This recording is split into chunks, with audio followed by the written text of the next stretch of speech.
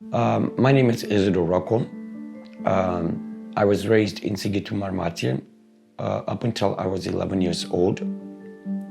After that, I went to the United States, being adopted by an American family, and lived there ever since then. So when I was a teenager, I was very rebellious. I hated my parents, I hated my sisters for the fact that I became homesick for Romania. I hated the world and the fact that I was not here in Romania.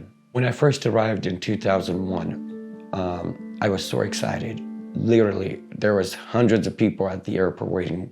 I wanted to kiss the ground, is how excited I was to be back home.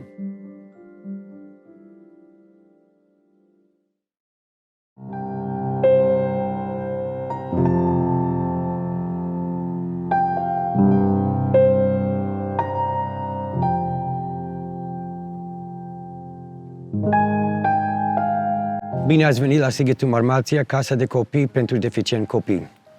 În 83, atunci, eu am ajuns aici de la Leagăn de Copii. Aici au venit mulți donația din Olanda, Germania, America și Italia și Anglia. Și din cauza ei, plasamentul ăsta s-a schimbat pentru mai bine de ajutorul ei. Aici era bucătărie, aici era flori foarte frumos. Pe perete era o poezie. Dragă mamă, mi-e dor de tine, de ce m-ai lăsat, de ce nu mai ai venit înapoi după mine? Haideți. It's very damaged and very mold.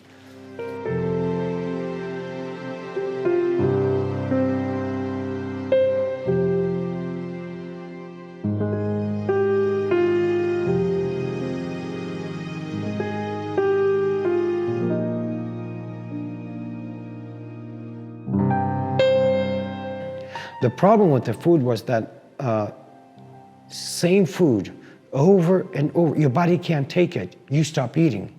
There was never a day where there was never enough food. Kids did have food. The workers did not steal the food from the kids like some of the medias wrote about. And I think that some of them just wanted to die, could not deal with this life anymore.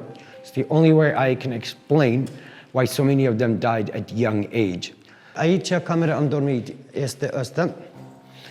Și este un pat aici, uite, că ne-am făcut cu Serbia, ne-am făcut în interviu. Adică nimeni nu a deranjat, aici era lucrul noastră, unde ne-am stat. Dar am dormit aici, în spate de tine era televizor acolo.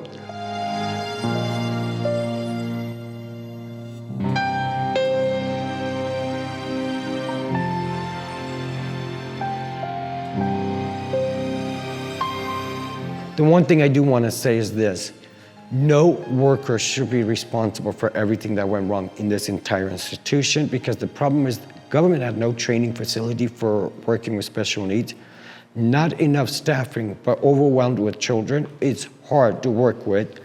Yes, some of the workers beat the kids. Yes, some of the workers mishandled a lot of things, but where does that come to once again? The government, lack of training, lack of proper staffing to be able to afford to even pay them, because some of these workers worked and never got paid for a period of time because there was no income to be able to pay them for their work. So, you know, looking back at history of all this, I really can sympathize with their struggle, with their frustration.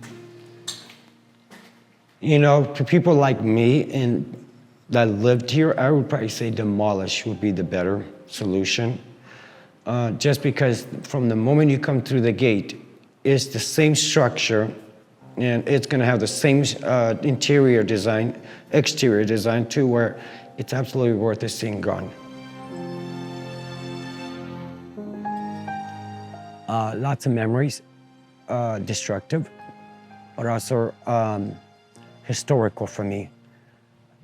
I hope that everyone that's ever lived here can learn to move forward with a healing soul, be able to forgive everything that's ever happened here. In one word, I think that the most thing that I can think of would be that those that lived here and continue to live, I hope that you found your peace in life.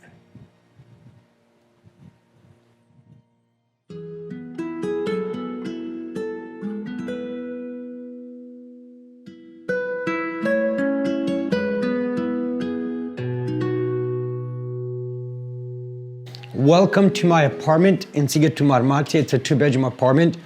I grew up in cultural tradition, seeing everybody's home in Maramuresh, când eram mic. I bought all these, very fancy. I like to serve my guests nice. It's always an impression. This is the rug I've gotten. I love it. I bought this on the market in the piazza, but my plan with these is to use them for a future auction to raise funds for Suntem Vocea Lor. And I like to show the world, the country, a proud Romania. So Steargul de România.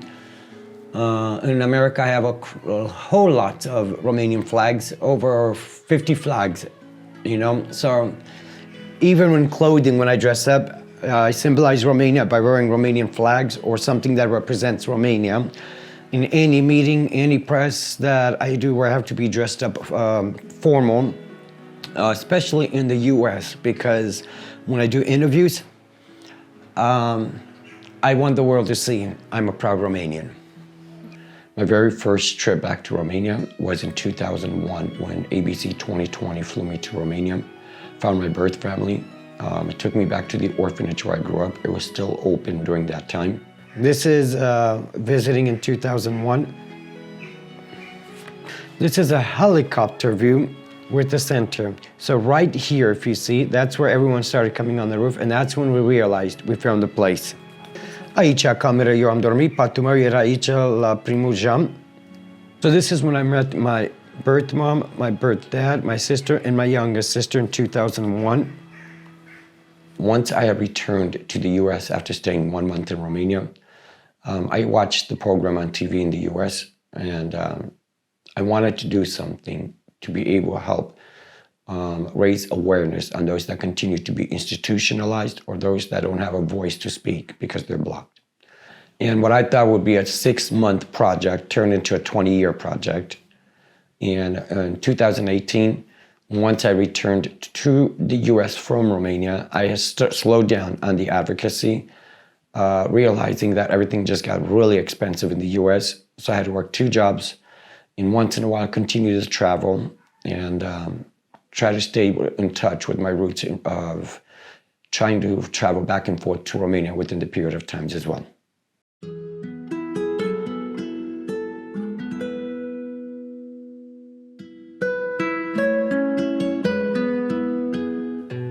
I've lived here for 5 months almost, and in that 5 months, I had hoped to get a job with the ability to be an example that disabilities can work if they're just given a chance. It can be very challenging and very frustrating because sometimes I wish I was able to walk normal and have a normal opportunity in Romania.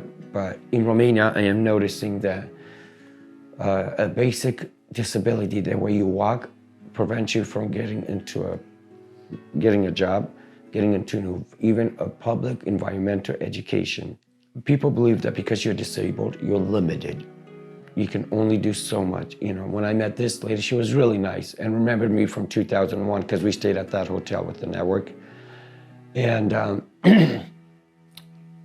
when she saw the brace, so he can only work 4 hours. Oh, you poor thing. I'm sorry, why you poor thing?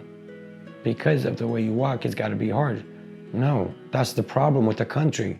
You are so quick to judge without giving the person an opportunity. And we are so quick to put a limit on them rather than allowing us to put a limit of what we are capable of doing. And I explained, I was a general manager for KFC for 5 years.